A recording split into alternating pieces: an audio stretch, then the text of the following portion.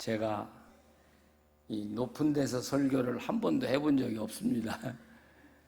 그래서 편안하게 아래로 제가 내려왔습니다. 여러분도 편안하시죠? 예, 감사합니다. 이번에 성주제일교회에 와서 여러 가지로 제가 깜짝 놀랐습니다.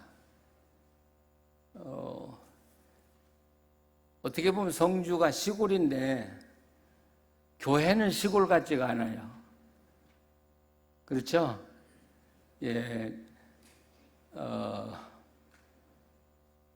정말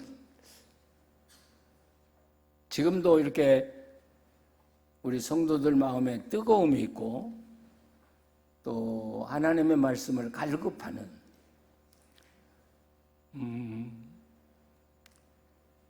그런 모습을 보면서 제가 참 감사해요. 요즘 그런 교회 찾아보기 어려워요. 네, 여러분 더 힘을 내세요. 그리고 주님 붙드시고 승리해 나가시기를 바랍니다. 그리고 오늘 찬양 듣고 또 깜짝 놀랐어요. 어떻게 그렇게 잘하세요? 잘할 뿐 아니라 은혜로운 찬양이에요. 그래서 이번 집회하고도 상당히 관계가 깊은 그런 찬양을 해주셔서 참 감사하고요. 또 우리 김 목사님이 참 훌륭한 분이 오셔서 이렇게 목회를 잘 하시고 또 앞으로도 잘할 걸로 제가 믿어져서 감사하고요. 좀 하나님의 큰 영광을 이루어 나가시기를 간절히 바랍니다. 우리 모두가 하나님의 은혜로 살고 있죠. 하나님의 은혜 없이는 우리가 살 수가 없어요. 근데 이 하나님의 은혜는 사람마다 다 달라요. 그렇죠? 제가 받은 은혜와 여러분이 받은 은혜, 제가 하나님의 축복을 누리고 사는 것과 여러분이 누리고 사는 것이 다 달라요. 하나님의 은혜고 하나님의 축복인데도 사람마다 다 다르거든요. 그래서 내가 받은 게 옳다고만 한다면 그건 고집쟁이에요. 그건 잘못된 신앙이에요. 그래서 우리는 남을 존중할 줄 알아야 되죠. 당신의 경험도 훌륭하고 또 내가 누리고 있는 은혜도 특별하고, 그래서 서로가 존중해주고 또 경애하고 격려할 때 우리 신앙이 더 성장하거든요. 제가 이런 이야기를 드리는 것은 제가 받은 은혜가 또 있어요. 일생 동안 하나님과 함께 정말 긴밀하게 살아봤어요. 그래서 제 어렸을 때 이야기부터 그리고 신앙이란 무엇인가를 한번 오늘 성경을 더듬으면서 말씀을 나누려고 생각을 합니다. 제가 성주 제일교회 집회를 해달라고 하는 부탁을 받고 도대체 뭘 설교해야 될지를 모르겠더라고요. 그런데 제 마음속에 편안하게 말씀을 전하는데 저도 시골에서 자랐거든요. 그래서 시골 이야기부터 하는 게 좋겠다. 근데 저는 성주보다도 훨씬 시골에 살았어요. 그리고 산은 하나도 없고요. 그냥 벼농사만 하는 들판에 마을에 세워진 데서 자랐거든요. 그러니까 과일이라든지 열매라든지 야채라든지 이런 걸 거의 구경을 못했어요. 제가 어렸을 때 소원이 뭐냐? 참외 하나를 손으로 탁 깨서요. 그걸 아작아작 먹어봤으면 하는 게 제 소원이었거든요. 근데 제가 성주에 살았다면 그랬을 텐데 들녘에 사니까 뭐 참외가 있어야죠. 저희 집은 뭐 마을에서 중농, 명이라고 할 수 있을까요? 그러나 자녀가 7명이니까 우리 부모들이 저희들을 가르칠 능력이 없었어요. 농사 지어가지고는 뭐 가르칠 능력이 없잖아요. 근데 저희 아버지는 참 무능해서 살림하고는 또 너무 먼 분이에요.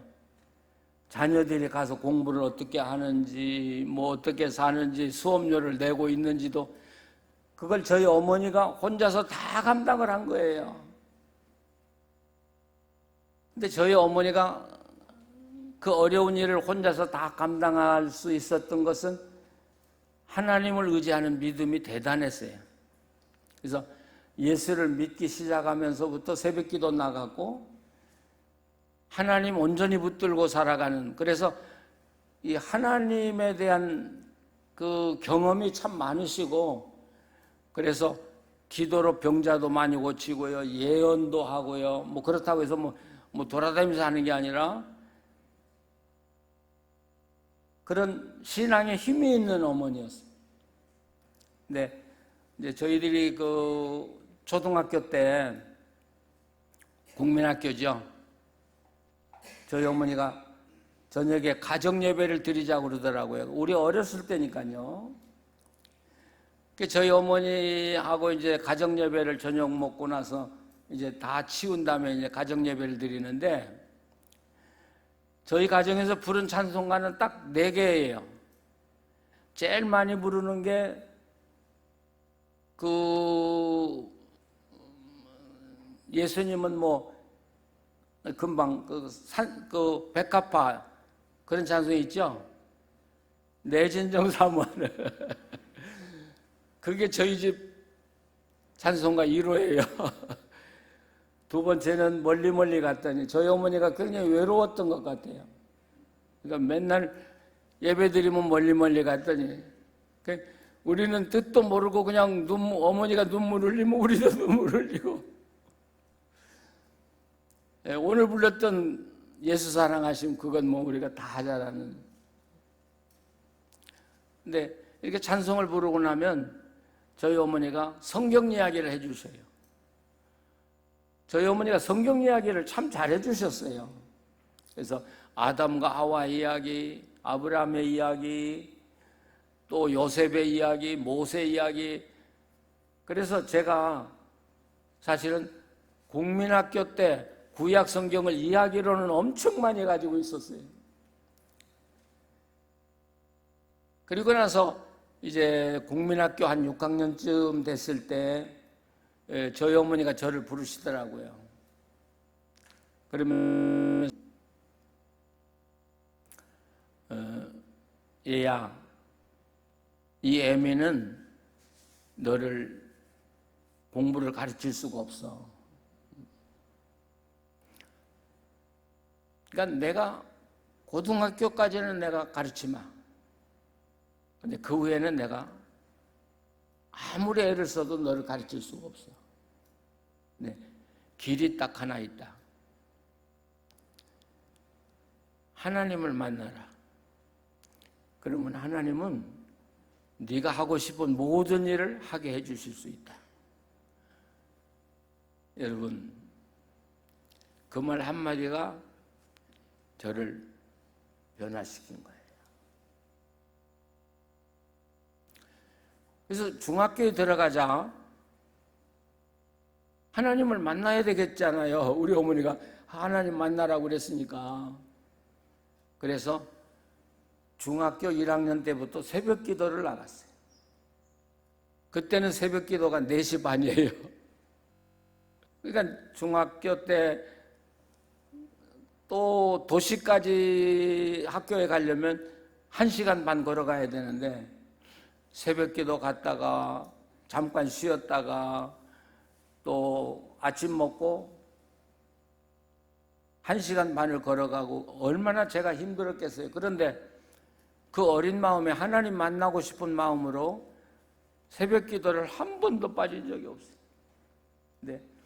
새벽 기도를 2년간 했는데요, 하나님이 안 나타나시더라고요.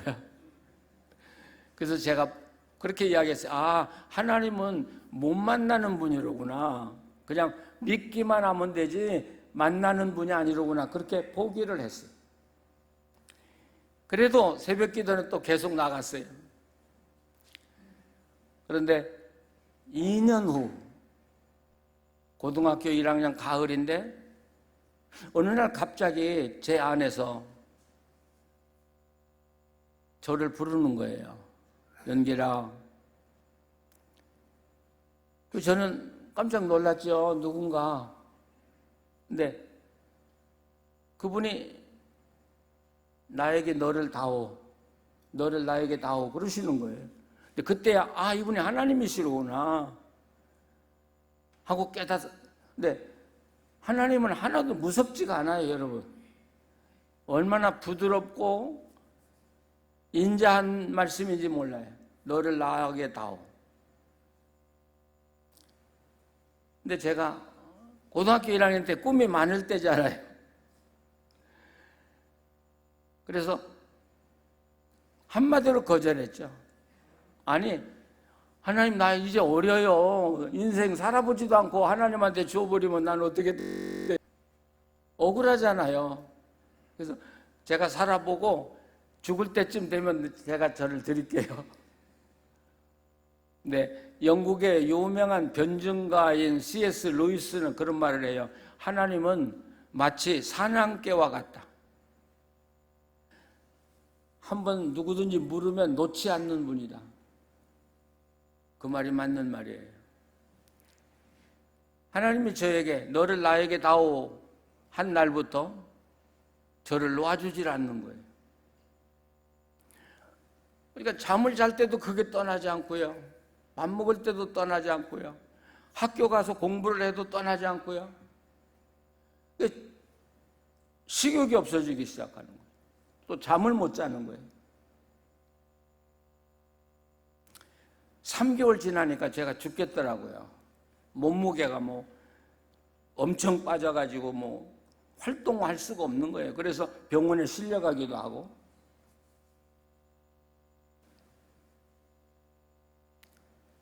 그런데 나중에는 살기 위해서요. 잠을 자야 되겠네. 잠을 못 자니까 교회 다니는 선배들에게 물었어요. 어떻게 하면 잠을 잘 수 있냐? 나는 잠을 못 자겠다. 그러니까 그 선배들은 아무것도 모르고 성경을 읽어라. 그러면 잠이 올 것이다. 근데 성경을 읽으니까 진짜 잠이 오더라고요. 뭔 말인지 모르니까 재미가 없으니까 잠이 오더라고요. 근데 그게 아니고, 그래서 한 신약 성경을 10번을 읽었어요. 그때부터 성경이 이해가 되기 시작하는 거예요. 그리고 잠을 자기 시작했고, 그러다가 제가 로마서 1장에 보면 거기 인간의 죄가 쭉 나열이 돼 있잖아요. 거기를 읽다가 그 말씀 앞에 제가 무릎을 꿇었어요. 저는 죄가 하나만 있는 줄 알았어요. 내가 누구를 미워하면 미워하는 죄 하나, 뭐 거짓말하면 거짓말하는 죄 하나, 뭐 음란이면 음란한 생각 갖는 거 하나만 있는 줄 알았는데 그 로마서 읽는데 그 속에 있는 죄악이 제 속에 다 있더라고요. 여러분, 우리는 바울 사도가 로마서에서 말한 대로 핑계할 수가 없어요. 모든 죄가 우리 안에 다 있어요. 그래서 제가 무릎을 꿇고 하나님, 제가 항복합니다. 그리고 저를 당신에게 드립니다. 그리고 그날 저녁에 얼마나 울었는지 몰라요. 세상 이별하려고 하니까 그렇게 슬플 수가 없더라고요. 그래서 제가 하나님 전 상서라는 편지를 쓰고 밤새껏 울고 그 편지를 새벽 기도에 가가지고 목사님에게 드렸어요.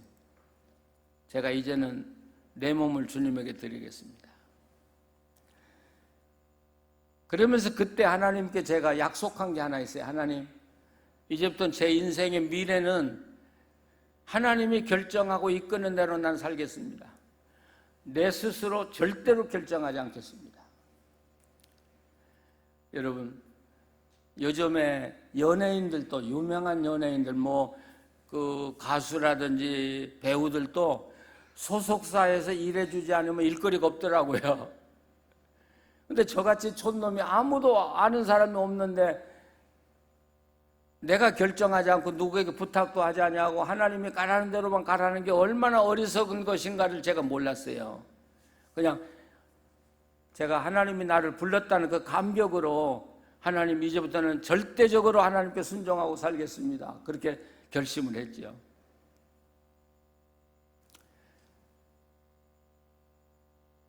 그리고 제가 군대에 갔는데 제가 그러니까 군종 목사죠. 군목이라고도 하죠. 그래서 이제 대위를 제대를 했는데 훈련소에서 그 군종 장교로 살다가 제가 느낀 게 있어요. 훈련소에 들어온 장병들이요, 조사를 해보니까 교회를 다니는 그 젊은이들이 75%가 넘어요. 근데 현재 교회 다니는 사람 몇 명이냐? 23%가 안 돼요. 그럼 한국 교회는 전도는 잘했는데 교회 온 그 젊은이들을 양육하지, 신앙으로 길러내지 못했다는 이야기가 돼요. 그러면 전도는 왜 해요? 그래서 제가 그때 하나님, 제가 성경 하나만 가지고 목회하겠습니다. 또 하나님께 제가 약속을 했어요. 성경 하나. 그후부터 지금까지 성경 한 권만 연구하고 산 사람이에요, 제가 성경을 연구했다고 그러니까 여러분 그냥 여러분처럼 보통 사람처럼 그냥 읽고 말았다고 생각하면 오산이고요. 66권을 한 절 한 절을 다 공부를 2번, 3번 했으니까요. 그래서 지금은 성경 어느 구절이든지 저에게 시간만 주면 해석 못할 성경이 없어요. 자, 그리고 제대로 했어요. 그러면 제가 하나님께 약속했다고 그랬죠. 제가 미래를 결정하지 않고 하나님이 저를 부르시는 대로 하겠다고 약속했다고 그러지 않았어요. 제대로 했으니까 어디로 가야 되잖아요. 교회로. 근데 하나님께 약속했으니까 누구에게 부탁할 수가 없잖아요. 나 제대했는데 저를 어디 보내달라고 할 데가 없잖아요. 기도만 하고 하늘만 쳐다보는 거예요. 참 막막하더라고요. 거기서 사람들이 다 넘어지는 것 같아요. 아, 하나님 이렇게 의지해서는 안 되는구나. 나도 노력하면서 기도해야지. 우리 그렇게 말을 해요. 네. 아니, 저는 하나님께 약속했으니까 나는 끝까지 내가 먹을 것이 없어도 하나님 의지하겠다. 그래도 갈 데가 없어요. 그래서 하나님하고 또 타협을 했지. 하나님, 그러면 제가 저희 노예에서 제일 먼저 목사님이 비는 교회로 가겠습니다. 그게 무슨 말인지도 모르고 이제 하나님한테 제가 서약을 한 거예요. 근데 나중에 이야기를 들으니까 제가 속한 노예에서 제일 약한 어려운 교회가 빈 거예요. 그럼 가야 돼요, 말아야 돼요? 말해야 돼요. 우리가 그럴 때, 아, 내가 이렇게 기도하면 그래도 하나님이 나를 어여삐 여기셔서 좋은 교회 보내주겠지. 그게 사람 생각 아니에요? 네. 아니, 하나님은 어떻게 보면 무자비하더라고요. 아무도 안 가는 교회, 갈 수도 없는 교회가 빈 거예요. 그래도 하나님께 약속을 해서 제가 찾아갔어요. 노회장을 찾아가서 제가 하나님께 서약한 바가 있는데 우리 노회에서 가장 먼저 목사가 비는 자리로 내가 가겠다고 했으니까 나를 그 교회로 보내주십시오. 근데 노회장님이 안 된다고 그래요. 그렇게 약한 교회 당신이 갈 자리가 아니라는 거예요. 그래서 아니, 내가 하나님하고 약속한 거니까 당신은 그거 책임질 거 없고 그 교회 찾아가서 내 형편을 이야기하고 소개만 해다오. 어쨌든 그 교회가 쉽게 나를 받아주겠습니까? 그때 제 나이가 31이었으니까요. 어쨌든 그 교회로 갔어요. 가서 보니까 교회가 함석교회인데 조그마한 교회 한 50명, 이 줄, 두 줄만 또 못한 조그마한 교회니까요. 어른이 한 50명도 안 되는 교회, 아이들이 한 20명 되더라고요. 그 교회로 부임을 했어요. 아직 제가 하나님 따라 산다고는 하지만 하나님이 나를 어디로 어떻게 인도하는지에 대해서는 생각이 없는 거예요. 그러니까 그 시골 교회 갔을 때 하나님이 왜 여기에 나를 인도했을까 생각해 본 적도 없어요. 그냥 무조건 열심히 봉사를 했죠. 그런데 목회가 안 되더라고요.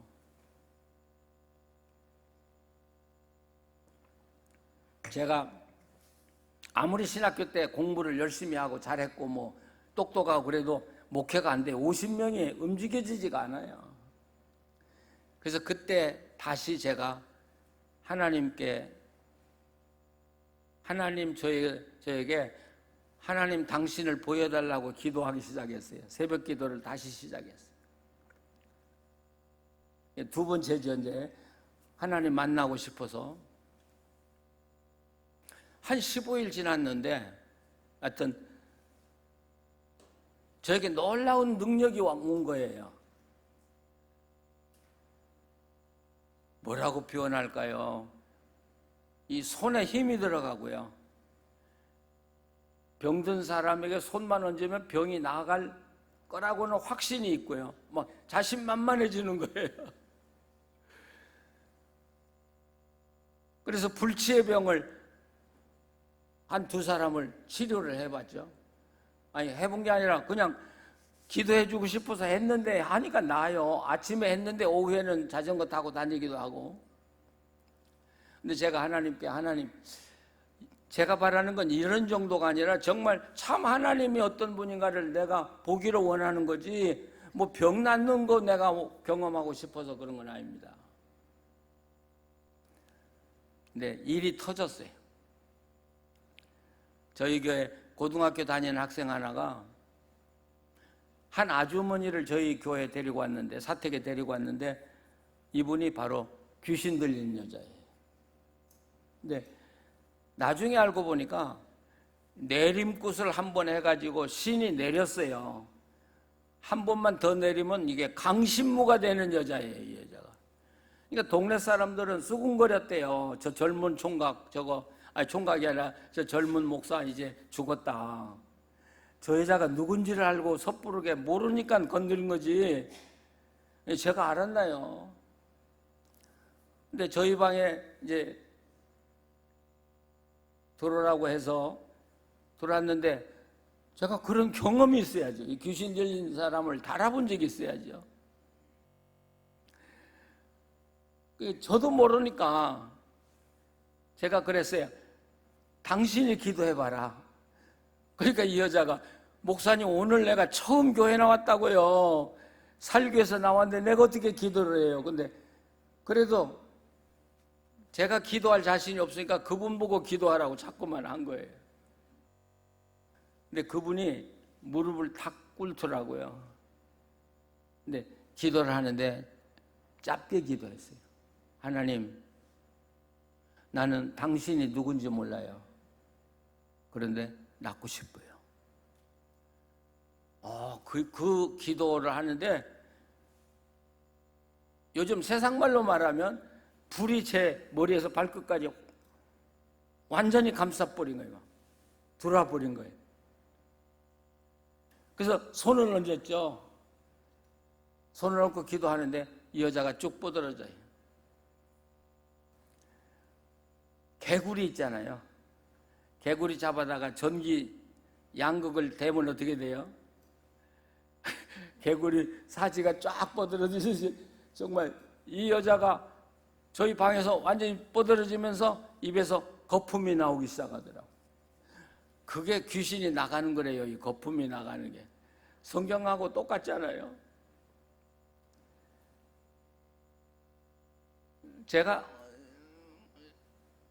물론 제 마음은 아니지만 쉽게 그 여자를 고칠 수 있었는데 그러지 않았어요. 그래서 교회 젊은 아이들, 장로님들 다 오라고 그래가지고 영의 세계를 경험하도록 3일 동안 함께 지났어요. 찬송하고 기도하고 또 그 여자하고 대화를 해보고. 근데 그게 50년 전 이야기인데 이번에 그때 청소년이었던 아이들이 지금은 70대가 다 넘었죠. 이번 이제 저를 만나러 다 대전에 모였어요. 그 이야기가 또 나왔어요.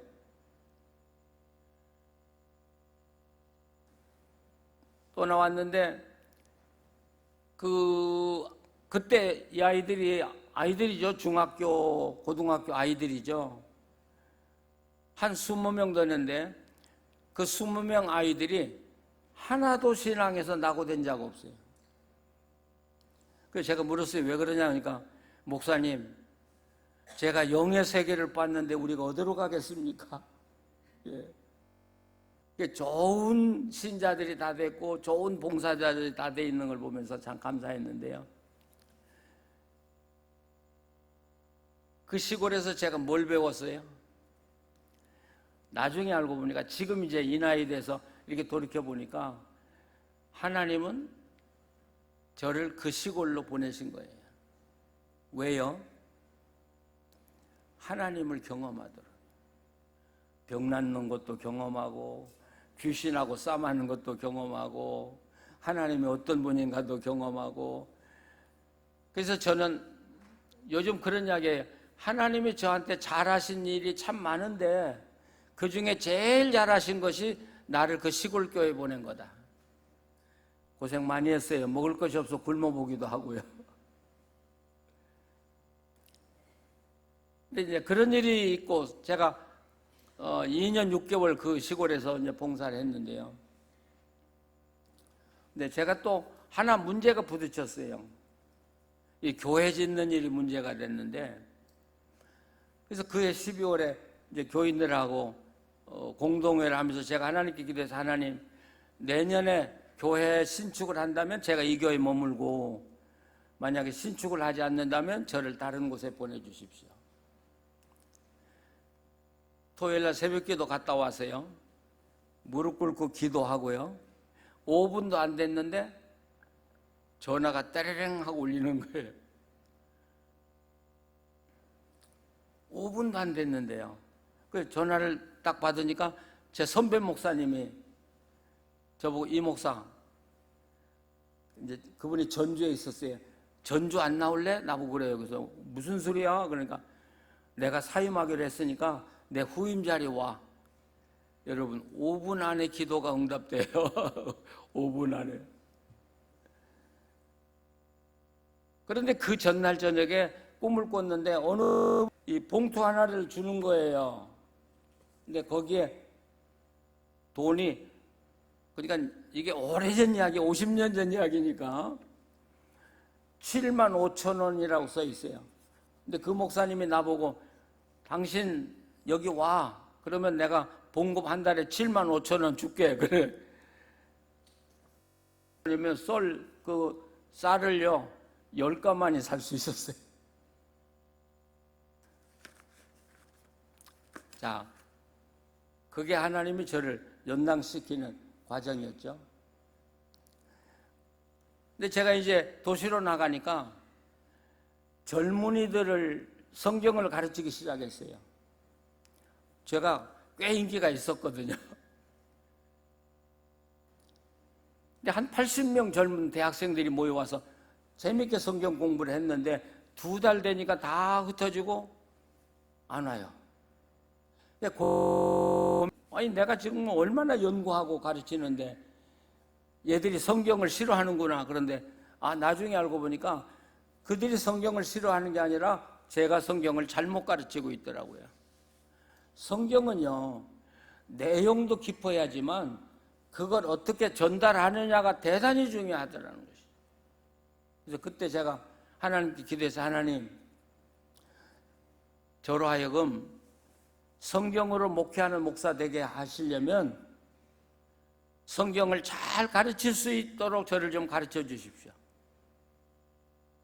근데 그 길은 유학 가는 길밖에 없잖아요.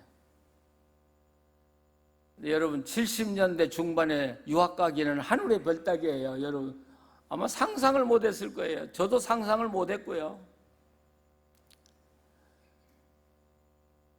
그래서 유학을 가려고 노력을 했는데 안 돼요. 첫째 실력이 없고요. 두 번째 돈도 없고요. 세 번째는 백도 없고요. 그러니까 뭐 그런 거 뭐 0%라고 그러죠. 그 가능성이 0% 아무것도 없는 거예요. 네, 여러분. 어느 날 미국 선교사 한 분이 제 사무실에 왔어요. 와서 저보고 그러는 거예요. 이 목사 미국 가고 싶소? 아니 지금 제가 미국 가고 싶다니까요. 그래서 제가 아니 선교사님이 보내주면 제가 갈 수 있죠. 그러니까 아니 내가 보낼 필요가 없습니다. 오늘 당신에게 미국에서 전보가 왔습니다. 여러분 잘 들으세요. 그 학교가 미국 어디 있는지도 모르고요. 제가 그 학교에 원서를 낸 적도 없고요. 근데 전보가 왔는데 입학 허가가 됐고요. 장학금이 풀로 다. 그때 장학금이 여러분 자동차 한 대가 1,500불, 2,000불이면 살 텐데 1년 학비가 8,000불, 9,000불인데요. 그 당시에 우리 한국에서 그 돈 가지고 유학 못 갔어요. 근데 그 돈이 학교에서 다 해주겠다는 거죠. 더 기가 막힌 건 기숙사 방 하나도 주고요. 식사를 100% 지불하겠다니. 아니 그 학교가 어디 있는지도 모르고요. 원서도 낸 적이 없고요. 믿어지셔요? 왜 말을 못 하셔요? 저는 그렇게 생각해요. 내가 성경 하나로 목회하고 가르치며 살겠다고, 한국교회를 위해서 내가 일하겠다고 그런 목사가 되도록 하나님은 내가 생각지도 못한 길을 다 뚫어서 연락해 주시고 나를 그 학교에 보내주시더라고요. 믿으셔요? 70년대 중반에 미국 가보니까 시골에서 살다가 거창해요. 먹는 거가요. 우리는 배가 고파서 먹을 것이 없었는데 거기는 식사가 여기서부터 저 끝까지 늘어져 있어요. 쭉 먹을 게 디저트부터 나오죠. 메인 디쉬가 나오죠. 또 뭐 음료수가 나오죠. 과일이 나오죠. 근데 이 촌놈이 그 좋은 음식이 나오니까 다 먹었잖아요. 기분이 얼마나 좋은지. 근데 하루는 제 뒤에 미국 큰 아이가 그래서 야 우리 캐피테리아에 음식이 A, B, C로 나눠지는 거 아니야 그러더라고요. 근데 그런데 저는 다 먹었거든요. 그래서 그날은 밥도 못 먹고 이제 그 책임자인 교수에게 가가지고 내가 몰라가지고 다 먹었는데 어떻게 하면 좋으냐 그러니까 그분이 씩 웃으면서 당신은 다 먹게 돼 있다. 그러니까 이 미국 아이들은 깜짝 놀라는 거예요. 갑부가 아니면 미국의 부모라도 자식이 A식으로 다 먹을 수가 없다는 거예요. 근데 넌 어떻게 해서 A식으로 다 먹냐요 이거예요. 누구 때문에요? 야, 자 하나만 더 말하고 이제 제 이야기 제 경험 이야기를 마치려고 그래요. 그런데 미국에 갔다고 해서 공부를 다 하는 게 아니에요. 언어도 약하죠. 근데 저는 성경을 연구하는 목사로 갔다고 그러지 않았어요. 그러면 미국에서 성경을 제일 잘 가르치는 목사를 만나야 되겠죠. 교수를 만나야 되겠죠. 설교를 제일 잘하는 교수를 만나야 되겠죠. 근데 제가 쫓아다닌다고 해서 그 사람들이 만나주질 않아요, 여러분. 뭐 미국 사람들이 여기 오면 여러분 만나면 미국 오면 내가 너를 뭐 그래 다 믿지 마세요. 가보면 우리가 아무리 노크를 하고 그 약속을 해도 받아주지 않아요. 근데 미국에서 제일 성경을 잘 가르치는 교수를 만났어요. 그분에게 배웠어요. 설교를 제일 잘하는 교수를 만나서 배웠어요. 미국에서 10년, 20년 있어도 못 만나는 분들을 저는 단기간에 다 만나게 하나님 해주시고 그래서 사람을 만들어 가시더라고요. 이게 제가 하나님의 계획안에서 훈련받는, 준비하는 기간이고 그때부터는 제가 하나님을 위해서 일하기 시작한 해라고 볼 수 있겠죠. 그 후의 이야기는 오늘 못해요. 오늘 하면 이제 다른 이야기를 못하니까. 그 후에도 하나님은 너무 놀라운 분이에요. 제가 그런 하나님과 함께 60년을 살고 나서 하나님 어떤 분인가 하는 걸 제가 다시 한번 정리를 해봐요. 오늘 말씀, 제가 이런 이야기를 부분적으로 했지만 전체적으로 하기는 오늘 처음이에요. 이거 하기 위해서 어떻게 정리를 할까? 네. 여러분, 오늘 여기 2장 8절에 보시면, 자, 12절에서 13절 한번 읽어보시죠. 그러므로 나의 사랑하는 자들아, 너희가 나 있을 때뿐 아니라 더욱 지금 나 없을 때에도 항상 복종하여 두렵고 떨림으로 너희 구원을 이루라. 너희 안에서 행하시는 이는 하나님이시니 자기의 기쁘신 뜻을 위하여 너희에게 소원을 두고 행하게 하시나니. 너희 안에서 행하시는 이는 누구라고요? 하나님 어디 계셔요? 예, 하나님은 안이 계신 데가 없죠. 그렇죠? 안이 계신 데가 없는데 여기서는 너희 안에 계신 하나님을 강조해요. 여러분, 내 안에 계신 하나님은 성령 하나님이세요. 예, 성부 하나님은 하늘의 보좌에 계셔요. 그러나 성령님은 내 안에 계세요. 하나님과 이렇게 교제하고 사는 분들은 하나님의 음성이 어디서 들리냐? 저 위에서 뭐 큰 소리로 위험 있게 절대로 들리잖아요. 예. 연기라, 뭐 내가 너를 사랑하는, 우리는 그런 기대를 하면 평생 가도 하나님 음성 듣지 못해요.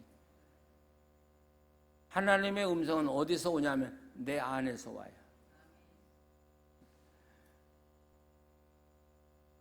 하나님과 대화해 보신 분 계세요? 하나님 음성을 들어보신 적 있으세요? 예.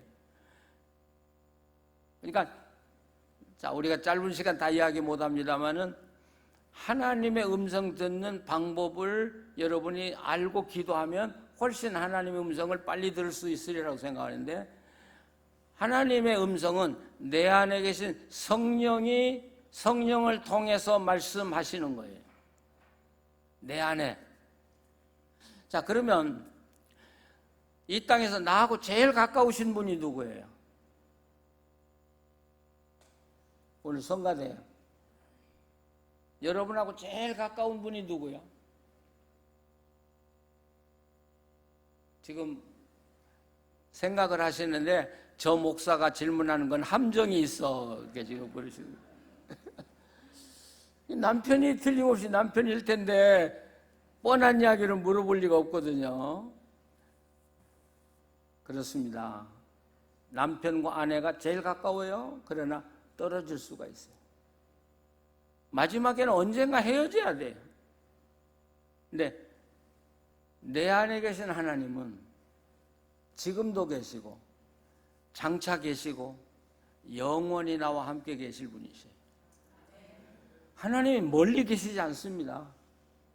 아주 가깝게 계십니다. 우리가 기도하시죠? 기도가 어떤 때는 한 달 해서 응답받을 때가 있고 어떤 때는 1년 해서 응답받을 때가 있고, 그런데 어떤 때는 기도하자마자 제가 기도했는데 5분 만에 전화가 왔다고 하듯이, 그러면 생각을 해보세요.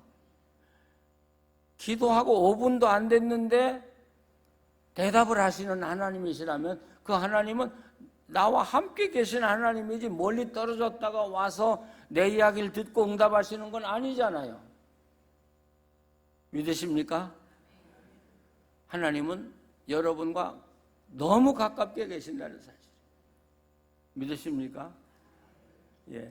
그럼 우리가 기도할 때 하나님에게 기도합니다마는 그러나 그 기도를 정말 받으시는 분은 누구냐? 내 안에 계신 성령님이시라. 성령님. 이번에 우리가 한국 나오기 전에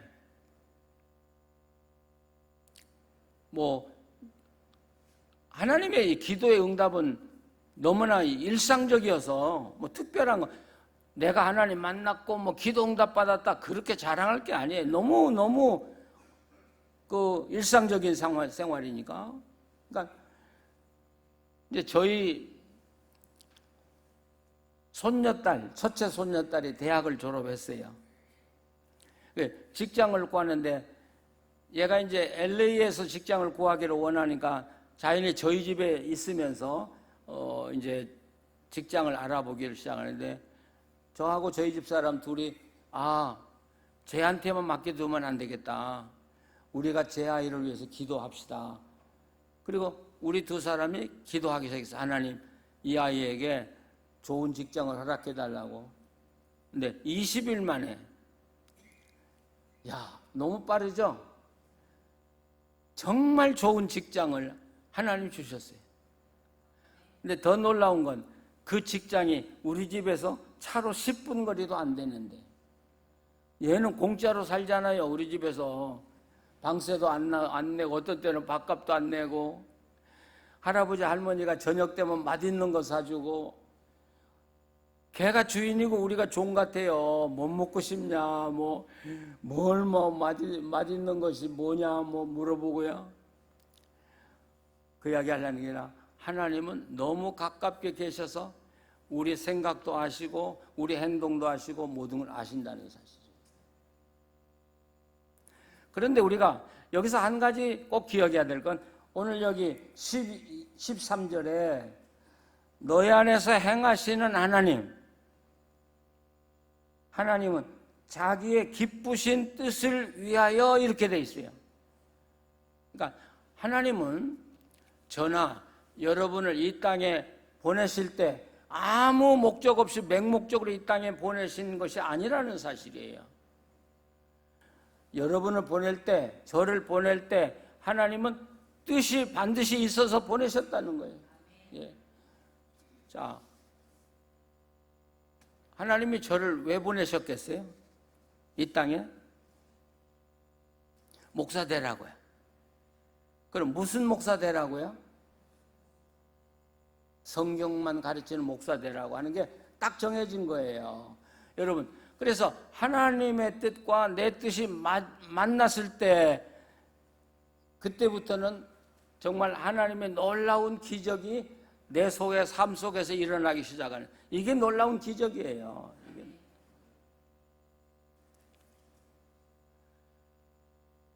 그런데 여기 하나님이 내 안에 계셔서, 자 13절 다시 보셔서, 하나님이 신이 자기의 기쁘신 뜻을 위하여 너희에게 소원을 두고 행하게 하시나니, 하나님은 하나님을 사랑하는 자들에게 다 하나님의 뜻을 가지고 계세요. 제가 하나님, 저는 여튼 어떤 어려움이 와도 말씀만 가르치는 목사 되겠습니다 하고 서약을 했더니 하나님 뭘 주시냐? 여기 소원이라고 번역했는데 이게 소원이라고 하기보다는 영어로 말하면 desire, 그걸 하고 싶은 마음을 주는 거예요. 여러분, 하고 싶은 마음. 그러니까 여러분이 일상적으로 이렇게 살아가시다가 내가 주를 위해서 뭘 하고 싶다 그러면 그 소원은 하나님이 주신 거지 여러분 속에서 난 게 아니라는 사실을 아셔야 돼요. 예. 근데 소원만 주시는 게 아니라 행하게 하신다는 이 단어도 사실은 effort라는 단어는 그 일을 하도록 힘을 주어서 일하게 한다, 그런 말이에요. 예.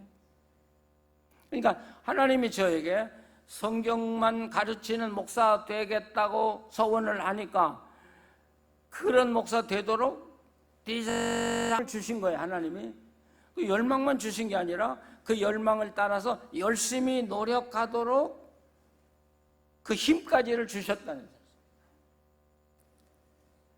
제가 서울에서 목회하다가 미국에 이제 유학 가서 공부하다가 다시 한국 돌아왔잖아요. 근데 한국 돌아와서 한 10년 한 10년 일하다 보니까 미국에서 다시 오라고 그러는 거예요. 그래서 이제 미국을 가게 됐는데, 서울에서 총회 일이며 교육부 일이며 교회 일이며 뭐 일 굉장히 많이 하다가 갑자기 미국이라는 도시로 딱 떨어지니까 저를 아는 사람도 아무도 없잖아요. 할 일도 없잖아요. 제가 하늘에서 뚝 떨어졌으니까요. 그래서 후회하지는 않았지만 참 낙심되더라고요. 그래서 새벽 기도만 끝나면 호숫가에 갔어요. 달라스에는요, 호수가 바다만큼 넓은 호수들이 많아요. 그래서 호숫가에 가서 많이 울면서 찬송을 불렀는데, 그때 불렀던 찬송이 울려고 내가 왔던 거예요. 하나님, 저를 이렇게 보내시면 어떻게 해요? 한참 일하는 나를. 근데 그게 아니에요. 한 일주일 그 호숫가에 가서 정말 울려고 내가 왔던가 노래를 부르다가 딱 깨달은 게, 달라스는 볼 게 아무것도 없어요. 내가 찾아갈 때도 없고 찾아올 사람도 없어요. 그럼 저한테 남는 게 뭐예요? 갈 데도 없고 찾아오는 사람도 없어요. 그러면 저한테 남는 게 뭐예요? 시간밖에 없어요. 시간밖에. 그러면 그 시간을 값지게 쓰면 되는 거 아니에요? 그러면 하나님은 그 조용하고 한가한 도시로 나를 보낸 이유는 많은 시간을 주셨기 때문에 연구하도록 보냈다는 사실이에요. 지금 하나님의 뜻을 찾아가는 거예요. 제가 젊어서. 그때부터 새벽 기도 끝나면 6시 반이에요. 6시 반에서 우리 직원 예배 시작이 9시 반으로 늦춰가지고 3시간인가요? 4시간인가요? 그 시간 동안 제 방에 앉아서 성경 연구를 한 거예요. 글 다 쓰고요. 설교 준비 다 하고요. 한국에서 잡지사에서 원고 부탁하면 다 쓰고요. 책 읽을 거 다 있고요. 20년 하고 나니까 그 분야에 박사가 되는 거예요. 야, 하나님은요, 저를 어떤 목적을 향해서 보내주시고요. 내가 정하고 그대로 걸어가기로 작정만 한다면 나에게 가장 좋은 방법, 가장 좋은 환경으로, 그렇다고 해서 육신적으로 평안하고 행복하다는 말이 아니라 육신적으로 고통스럽고 불행하고요, 힘들고요. 그러나 하나님이 주신 가장 좋은 환경, 연구하기 좋은 환경도에서 그 길을 가게. 20년 동안 그렇게 연구하고 제가 이제 은퇴하고 한국에 딱 나오니까 한국이 제 세상이 된 거예요. 신문사에서 와서 강의해달라고 그러죠. 뭐 학교에서 강의해달라고 그러죠. 교회. 야, 하나님은요, 너무 정확하셔. 또 한 가지 분명한 건, 우리 인간은 한계 상황에 존재라고 그러죠. 한계적 존재라고 그러죠, 인간은. 지금 우리는 이 방 안에밖에 없어요. 밖에는 몰라요. 그렇죠? 밖에 무슨 일이 벌어지는지 몰라요. 근데 우리는 모르는데 저 밖에서 무슨 일이 벌어지는가를 아시는 분은 한 분 딱 계셔요. 누가 아셔요? 하나님은 아셔요. 근데 놀라운 건, 제가 미국에 있는데 한국에서 하나님은 한국에서 내가 일어나고 계시는 거예요. 야, 놀랍잖아요. 하나님은 한 사람을 하나님의 종으로 사용하기 위해서 대륙을 횡단하시는 거야. 대륙을. 여러분, 하나님이 여러분을 위해서 쓰시려고 한다면 한국만 움직이는 게 아니라 모든 나라를 있는 분이 하나님이셔요. 그분에게 잡혀 사는 게 행복이시죠. 제가 이렇게 이야기하면 우리 부모님들이 아이고 나는 다 컸는데 뭐 이제 뭐 늙었는데 뭐 이제 뭐 뭘 하겠나. 또 우리 자녀들 다 컸는데 이제 자녀들에게 하나님 만나라고 해본들 이제 너무 늦었고 그렇죠? 근데 아니 그게 아니고요. 손자 손녀가 있잖아요. 우리 한국의 할머니 할아버지들이 잘못하는 게 하나 있어요. 손자 손녀 손자를 보면은 잘못된 것을 자꾸 고치려고 쫓아다녀요. 그렇죠? 이거 하지 마, 이거 하지 마. 그러니까 애들이 할아버지 할머니는 애들 말로 올드 패션 늙은이의 짓이다 이거야. 그냥 미워해요. 그리고 안 들어요. 여러분 손자 손녀들 고치려고 하지 마세요. 걔들이 여러분보다 100배 똑똑해요. 아니 정말이에요. 그래서 우리 내외는 손자 손녀들의 일에 대해서는 절대로 손을 안 대기로 서약을 했어요. 단지 칭찬만 해주는 거예요. 너 잘한다. 예. 그리고 우리 어머니가 저한테 가르쳤듯이 너 하나님과 함께 살아라. 그러면 하나님이 해주신다는 이야기만. 그러니까 애들이 우리를 좋아할 수밖에 없어요. 만나면 돈 주죠. 사랑한다고 하죠. 너 잘한다고 칭찬해 주죠. 여러분 그러면서 우리가 손자 손녀들을 하나님의 자녀로 만들고 하나님에게 쓰임받는 자녀로 만들어서 살게 만들 수 있는 것이죠. 이게 굉장히 중요한 역할이에요. 요셉 이야기가 나왔는데 요셉이 어떻게 그렇게 훌륭한 신앙이 됐을까? 요셉의 아버지 야곱은 그렇게 훌륭한 사람 아니잖아요. 야곱이 자녀들을 신앙으로 길렀다는 말은 성경에 한마디도 없어요. 근데 어떻게 요셉 관자가 나와요? 자, 그러면 딴 말로 바꿔서 요셉이 할아버지 이삭을 만났을까요? 못 만났을까요? 자, 이렇게 물으면 갑자기 멍해지죠? 성경을 다시 찾아보면 창세기 37장에 요셉이 보디발의 집에 팔려가는 이야기가 나와요. 근데 35장에 보면 야곱이 자녀들을 다 데리고 이삭을 찾아간 이야기가 나와요. 그러면서 거기에 뭐라고 써있냐면 이삭이 180년 살고 죽었다 이렇게 돼 있어요.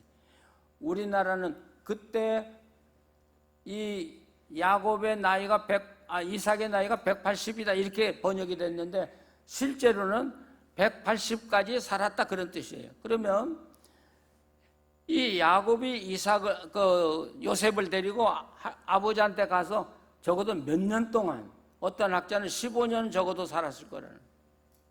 라디오도 없었어요. 전화기는 더 없어요. 그러면 할아버지가 손자 데리고 앉아서 뭔 이야기 했을까? 우리 어머니가 저희들한테 할 게 뭐 있어요? 신문도 라디오도 아무것도 없으니까 이야기, 구연동화. 이삭은 그러면 이 요셉을 장자로 알았어요. 새똥옷을 입혔다는 이야기는 장자로 여겼다는 이야기거든요.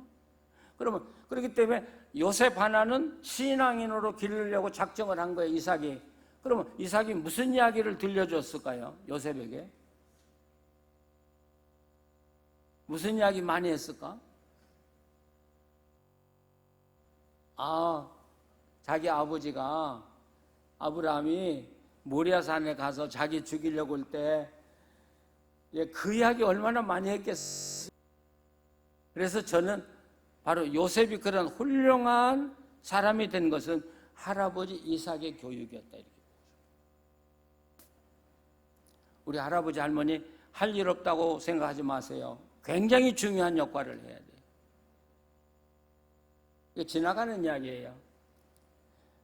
우리 두째 손녀가 이제 태어났는데 저희 집에서 태어났어요. 근데 한 겨울인데 우리 내외가 새벽기도 갔다 오면 그 이제 산모가 그 핏덩이 애기를 담요로 이렇게 돌돌 말아가지고 그 카우치라고 그러죠. 뭐 의자에다가 이렇게 뉘어놔요. 우리가 그래요. 얘야, 이 갓난 애기를 여기다 뉘어놓으면 어떡하냐. 추운데. 우리 며느리가 한 이야기예요. 아버지, 이 아이에게 우리 부모의 사랑도 필요하지만 할아버지 할머니의 사랑이 더 필요해요. 할아버지 할머니 사랑 마음껏 주세요. 사랑은 차고 넘쳐도 부족함이 없어요. 이게 우리 며느리가 우리한테 한 이야기예요. 그 후에 이 아이가 컸어요. 그런데 사랑을 너무 많이 주다 보니까 버릇이 나빠질 것 같아. 그래서 또 우리 며느리에게 물어봤어요. 우리 며느리가 교육학을 전공한 학자거든요. 야, 이렇게 사랑을 많이 주면 애가 삐뚤어지지 않을까? 그랬더니 우리 며느리 이야기는 어머니 아버지 사랑은 넘치는 법이 없어요. 그러니까 아버지 어머니는 무조건 사랑을 주세요. 버릇은 우리가 고칠 거니까. 그 후로 너무 행복해. 걔들 만나면 안아주고 사랑한다고 해주고 너 참 훌륭하다. 너 신앙으로 사니까 좋다. 성경 잘 읽어서. 그러니까 걔들도 기분 좋고 우리도 기분 좋고. 그러면서 지금 이렇게 돌이켜보면 놀라운 건 뭐냐면 우리 손녀들은 때를 쓰는 법이 없어요. 그냥 초콜릿 좋아하잖아요, 아이들이. 초콜릿 먹으려다가 그거 먹어도 좋을까? 그러면 와요. 그 교육은 혼내서 되는 게 아니라 사랑을 넘치도록 주어서 자기 스스로 성숙해졌을 때만 할 수 있는 방법이에요. 우리 할머니, 할아버지 할 일 있으시죠? 그런데 우리 자녀들은 나이가 아무리 많아도 부모가 안아주는 걸 좋아한다는 거예요. 경상도 아버지들 잘 안 하시죠? 50이 넘어도 60이 넘어도 부모가 안아주고 사랑한다 소리 그 이야기 듣고 싶었다는 거죠. 이제 전화할 때도 전화 걸어서 아들이 받으면 아들 사랑해부터 해보세요. 며느리 사랑해 하고 한번 해보세요. 세상이 바뀌어진다니까요. 예, 자 다시 본론으로 다시 돌아와요. 나한테 소원을 주셔, 디자이어를 주시고 그 에포트, 노력을 할 수 있는 힘을 주시고. 하나님 이야기는 무슨 이야기냐면 여러분 믿음에는 반드시 행동이 수반되어야 한다 그런 뜻이에요. 우리 한국교회가 정말 잘못한 게 하나 있어요. 오직 믿음으로만 구원받는다. 다른 건 아무 필요 없다고만 해놓으니까 이 사회가 도덕 불감증에 걸려버렸지 않았어요. 제가 살아보니까 하나님은 믿었으면 믿은 대로 살았느냐를 물으셔요, 우리에게. 축복은 사는 데 있어요, 사는 데. 자, 그러니까 하나님, 제가 하나님 믿어요. 막 기도할 때 눈물 흘리면서 주님 사랑해요. 그런데 하나님 우리에게 그렇게 물으실 거예요. 네가 나를 믿는다는 증거를 대봐. 너 나 사랑한다고 했지? 네가 나를 사랑하는 증거를 대봐. 그럼 내가 교회 다니고 그건 증거가 아니에요. 내가 내 멋대로 살 대로 다 살고 세상 사람들과 똑같이 살고 그리고 하나님 사랑한다고 할 수 있어요?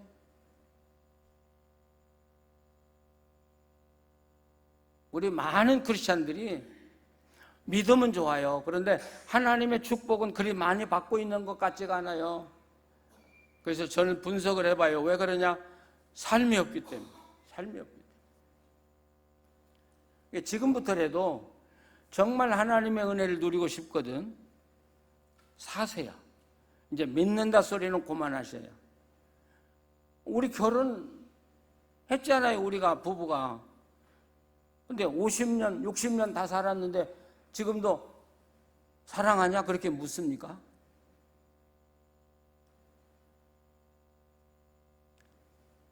지금도 결혼할 거냐? 그렇게 묻습니까?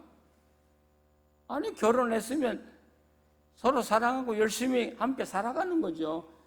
근데 오늘 우리들이 주님이 네가 나를 사랑하는 증거를 대봐라 그럴 때 될 근거가 없다면 그 믿음은 잘못된 것이거나 죽은 것이 된다고요. 믿으십니까? 그러니까 예수님이 부활하셔서 요한복음 21장에 마지막 베드로에게 하신 말씀이 뭐예요? 내가 나를 사랑하느냐, 나를 믿느냐고 묻지 않았어요, 여러분. 근데 우리 한국교회는 믿습니다만 해요. 하나님이 가장 좋아하시는 게 뭘까요? 가장 좋아하시는 게, 하나님은 하나님 우리를 마음껏 사랑하고 우리가 하나님 마음껏 사랑하고 그래서 하나님과의 깊은 교제 속에 살아가는 것을 가장 원하셔요. 제가 늘 깨달은 거예요. 늘 깨달은 거예요.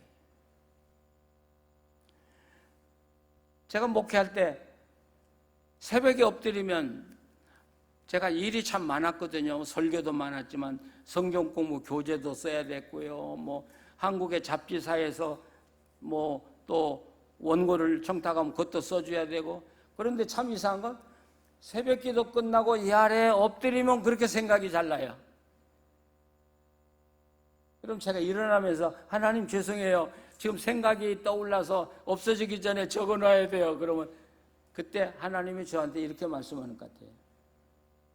5분만 나하고 더 있을 수 없냐. 여러분 5분만 더 있을 수 없냐.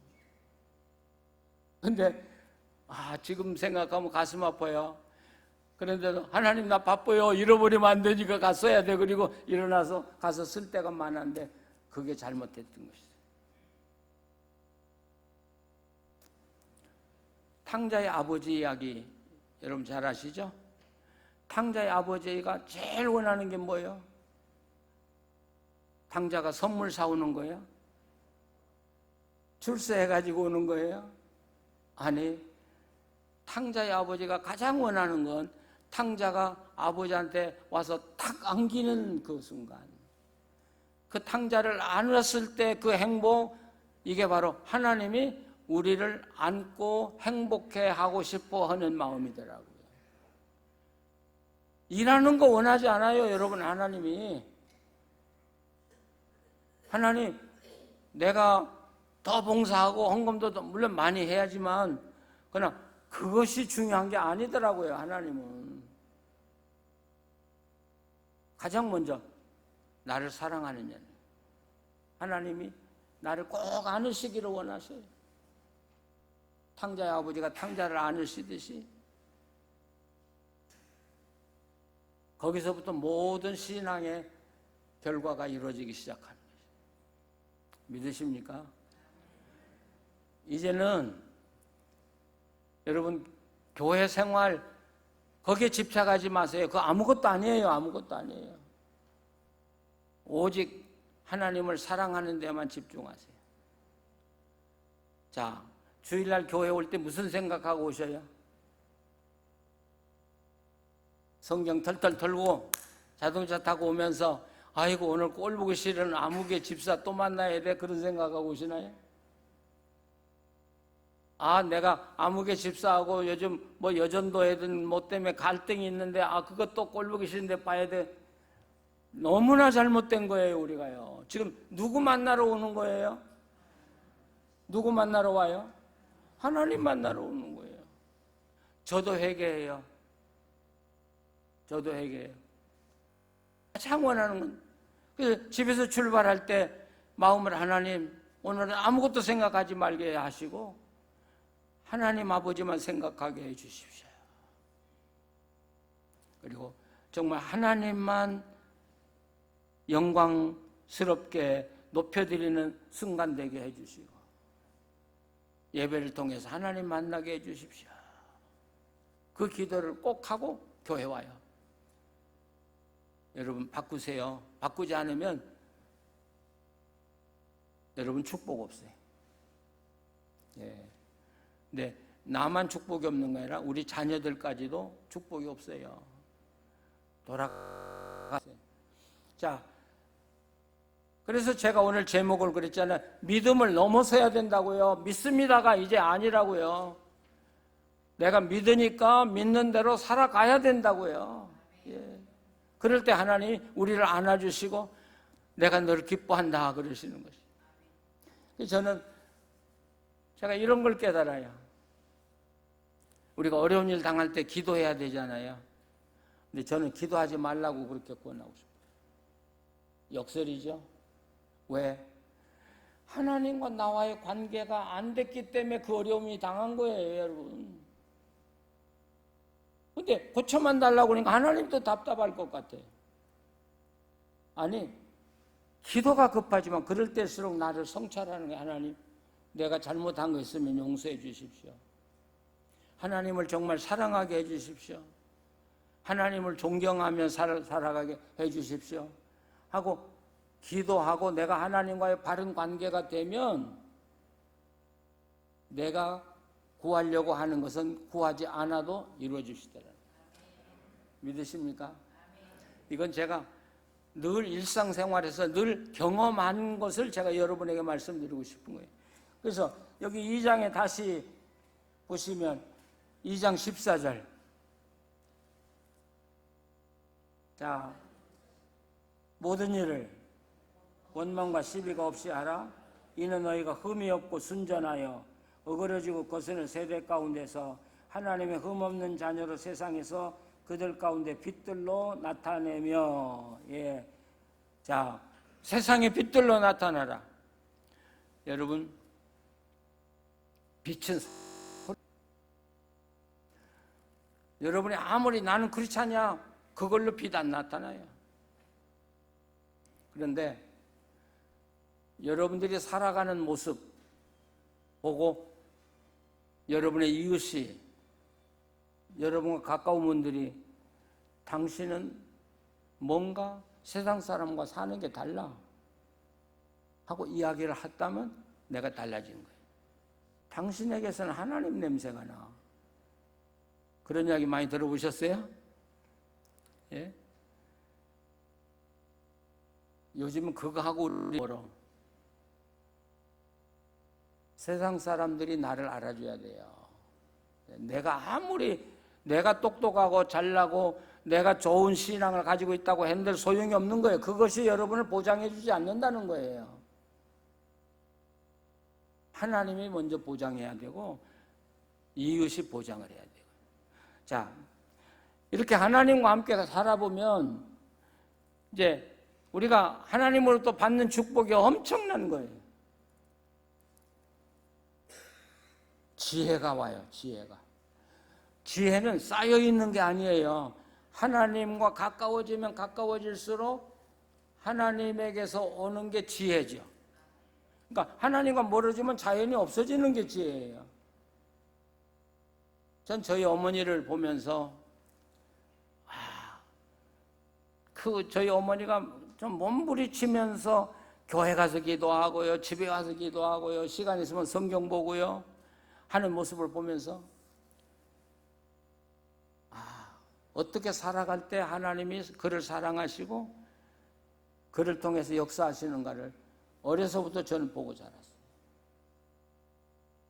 어려서 제가 아파서 누워있으면 약 안 먹여요. 그냥 저희 어머니가 얼굴에 이마에 손 얹고 기도하면 아멘 하면서 열이 없어져 버려요. 놀랍잖아요.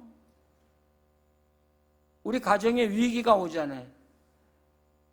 그러니까 저의 생질 아이가 회사에 다녔는데 회사에서 살인사건이 벌어진 거예요. 근데 어떻게 그 환경에서 내 조카 아이가 그 사람을 죽인 것이 딱 맞게 돼버린 거죠. 그래서 결국 재판에서 사형 언도를 받을 위기까지 몰린 거죠. 근데 이 아이의 입장에서는 자기를 변호해 줄 사람이 자기 회사에 딱 하나 있다는 거예요. 가서 이야기해 보니까 이건 바늘 것도 안 들어가는 거죠. 자기가 살아야 되는데 무슨 그런 증인이 되겠습니까? 자, 근데 내일 최종 재판이 내리는 거예요, 이제. 아니면 얘가 사형을 받는 거예요. 근데 저희 어머니가 하시더니 아침에 야 오늘 맘 놓고 가라. 너는 해방될 것이다. 아니 지금 재판받으러 간다고요. 그 이야기를 감히 누가 할 수 있어요? 우리도 어렸을 때 아니 저렇게 말해도 될까? 그런데 재판석에 갔는데 그렇게도 증인을 안 쓰려고 한 아이가 자발적으로 와서 자기가 증인을 서주겠다고 해서 서더라는 거예요. 그래서 무죄로 석방이 돼 나왔죠.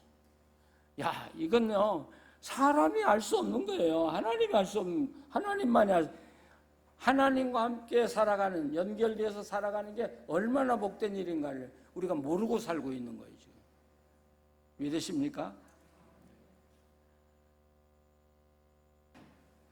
자, 제가 빨리 끝내야죠. 힘드신데 내일 모레 저녁에 또 이어서 하도록 하고요. 하나님이 우리에게 바라는 최고의 것은 사랑이다. 저는 최근에 제가 은퇴했는데 LA 한 교회를 섬기면서 그 교인들을 통해서 참 사랑을 너무 많이 받아요. 우리 내외가 그 교회를 나가면서 약속을 했거든요. 우리는 은퇴한 목사지만 일반 평신도다. 그러니까 그 교회 일에는 절대로 간섭하지 말자. 그 교회가 우리에게 부탁해서 해달라고 하는 것만 하지 그렇지 않은 것은 절대로 나서지 말자. 아주 서약을 했어요. 우리 내외가. 지금 거의 10년 지켜가는 거예요. 근데 참 이상한 거 그럴수록 그 교인들은 우리를 너무 좋아해요. 근데 어느 날 막 그 감격이 이렇게 가슴에 막 그 물밀듯 몰려오더라고요. 내가 사랑할 수 있는 사람이 있다는 게 이렇게 행복한가? 예? 내가 사랑할 수 있는 사람이 있다는 게 얼마나 그 교인들이 있다는 게 행복이고 우리 자녀들이 있다는 게 행복이고 야 사랑할 수 있다는 그 행복. 예? 자 그렇기 때문에 결론적으로 내가 잘해야지만 그보다 더 중요한 것은 가정. 여러분의 자녀는 여러분이 만들어낸 거예요. 자녀들이 잘못됐다고 우리가 자꾸 그러는데 아니요. 여러분이 만들어낸 건 내가 만들어낸 거예요. 목회하면서 자녀들이 잘못되는 가정을 보는데 그건 부모가 꼭 그렇게 만들어 놨어요. 저는 그런 경우에 상담을 하면 부모를 혼내요. 당신이 아들을 이렇게 만들어 놨으니까 지금이라도 아들한테 가서 내가 잘못했다고 빌어라. 그렇지 않으면 해결이 안 된다. 여러분, 가정이 하나님의 영광 가운데 가득 찬 가정은 그 속에서 하나님의 은혜와 하나님의 지혜와 하나님의 능력이 솟아날 수밖에 없어요. 믿으십니까? 그걸 누가 만들어요? 우리 부모들이 만들어야 돼요. 남에게 핑계 대지 마시고요. 여러분들이 새로운 각오를 가지고 그 다음에 중요한 게 뭐예요? 교회 공동체예요.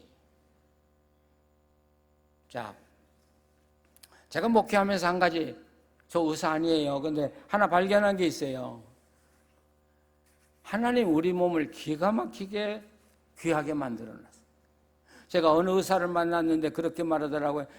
자기는 환자를 볼 때마다 하나님의 기적을 본다는 거예요. 환자를 볼 때마다 아니 이건 과거에 자기가 경험해 보지 못한 건데 또 나오고 또 나오고 사람의 몸을 연구하면 연구할수록 하나님의 기적이 계속 나오더라는 거예요. 근데 놀라운 건요. 하나님은 모든 질병을 치료할 수 있는 기능을 내 몸에 담아주셨어요. 아셔요? 이게 지금 의학계에서도 통하는 이야기예요, 제가요. 의사들이 요즘 그런 책을 많이 쓰고 또 많이 읽고요. 그래서 your body, 영어로 말하면 your body heals itself. 네 몸이 네 몸을 스스로 치료하는 것이다. 네 몸이 치료하지 않으면 약을 먹어도 안 되고 네 몸이 치료하지 않으면 수술을 받아도 안 되는 것이라. 근데 병이 났는데 어떻게 내 몸이 내 몸을 치료하나요? 그러니까 내가 병이 났다는 건 내 몸에 어떤 질서가 파괴됐다는 거예요. 스트레스를 받았든지 뭐 너무 과로했다든지 하여튼 어떻든지 간에 내 몸의 질서가 파괴되니까 병이 들어왔는데도 치료할 기능이 없는 거예요. 그럴 땐 치료가 안 되는 거예요, 여러분. 자, 그러면 우리 몸의 최고의 면역력을 기르는 내 몸에 들어온 모든 질병을 내 스스로 막아내거나 병이 들어온 걸 치료할 수 있는 그 기능을 얻을 수 있는 비결이 딱 하나 있더라고요. 그게 뭔 줄 아세요? 그게 십계명 제1계명이에요. 믿으세요? 한번 소리를 내서 해보세요. 십계명 제1계명. 이게 왜 내 몸을 치료하는 가장 효과적인 방법이냐? 하나님과 나와의 관계가 바로 되면 내 몸에 평화가 와요. 그러면 내 몸의 모든 질서, 그러면 질서가 어긋난 것들을 내 스스로가 치료하기 시작하게 하겠죠? 그래서 어떤 때는 약이 없어도 내 몸이 내 몸을 치료할 수 있다는 거예요. 믿으십니까? 그렇기 때문에 은혜로운 교회를 만드는 게 여러분 가장 귀한 거예요. 그래서 은혜로운 교회를 보면 병자가 없어져요, 점점. 왜? 와서 예배하고요, 하나님을 찬양하고요, 하나님을 사랑하고 돌아가면 벌써 내 몸에서 치료가 나와서 치료를 하고 있거든요.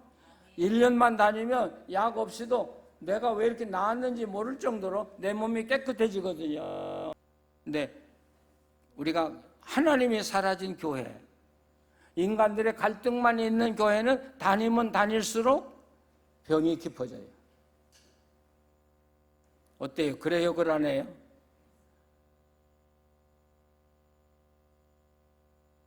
지금부터 여러분, 우리가 어떤 가정을 이룰 거냐? 여러분의 미래가 결정이 되고요. 어떤 교회를 이루어 나갈 거냐? 여러분의 미래, 여러분의 자녀의 미래가 결정되고요. 그래서 바울 사도가 끝날까지 최선을 다해서 구원을 이루어라. 거기서 구원을 이루라는 것을 단순히 구원을 이루라는 것으로 해석하지 마시고 하나님과의 아름다운 관계를 끊임없이 이어나가라. 끊임없이 이어나가라. 그것이 우리가 성공하는 길이고 하나님의 은혜를 이 땅에서 누리는 길이다. 믿으십니까? 그렇게 한번 살아보고 싶습니까?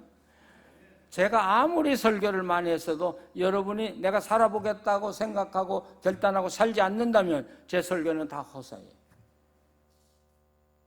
살아보세요. 우리가 결혼한 지가 58년, 근데 두 사람이 병원에 한 번도 누워본 적이 없어요.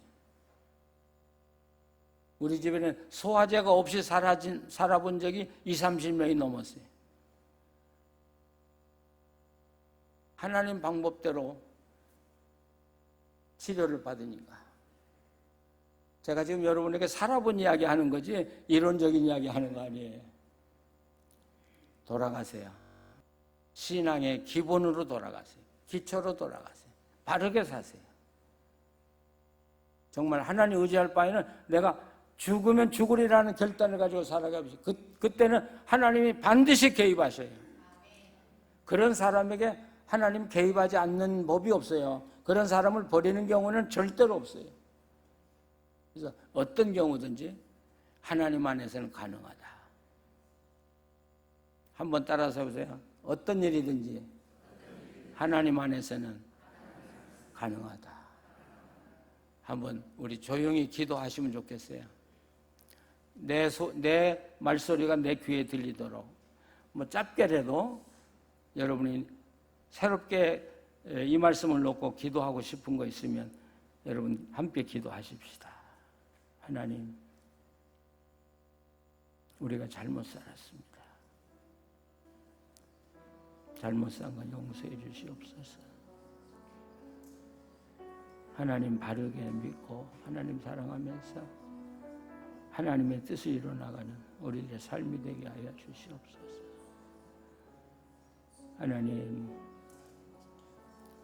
성주 제1교회를 사랑하셔서 지금까지 인도해 주셨고 하나님 말씀을 사모하는 마음을 성도들에게 주심을 감사합니다.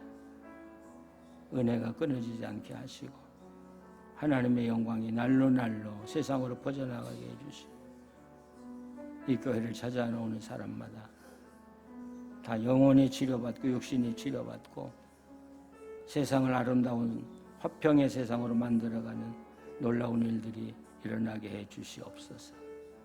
예수님의 이름으로 기도합니다. 아멘.